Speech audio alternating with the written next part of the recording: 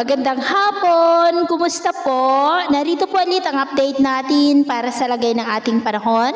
Ngayong hapon po ng December 13, 2023 na kung saan sa ngayon ay nananatili po na malakas ang bugso ng hanging amihan at ito po ay umihip hanggang dyan po sa may Kabisayaan.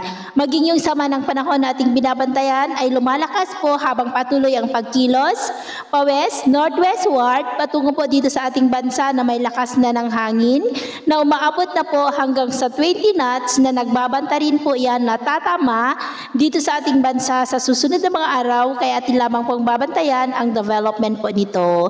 At sa atin pong long range forecast, maliban sa banta ng sama ng panahon na ating binabantayan ay wala naman pong nakikita rito na kasunod na banta po ngayong darating na Pasko. At sa lagay ng ating panahon, ngayong hapon ay patuloy pa rin ang maulap na kalangitan na may mga pulupulong pag-ulan sa ilang bahagi po ng Ilocos Region, Cordillera, ilang bahagi ng Cagayan Valley, Quezon, Legazpi, Calapan Oriental, Mindoro, ilang bahagi ng Southern Palawan, Eastern Samar, ilang bahagi ng Panay Island, Bacolod, Caraga, Davao Region, Northern Mindanao, Zamboanga Peninsula at Sorsogon na posibleng magtuloy-tuloy ang mga isolated rains.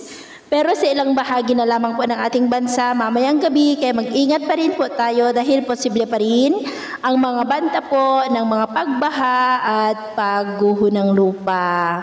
At sa atin naman pong mga baybayin dahil po sa malakas na amihan ay may kataasan na muli ang mga alon lalo na po sa mga baybayin ng extreme northern Luzon, ilang baybayin ng Ilocos Norte at northeastern part po ng seaboard ng Cagayan. Kaya iwasan po muna natin ang papalaot lalo na po dyan sa mga may kulay pula para mas makaiwas sa mga sakunang pangkaragatan.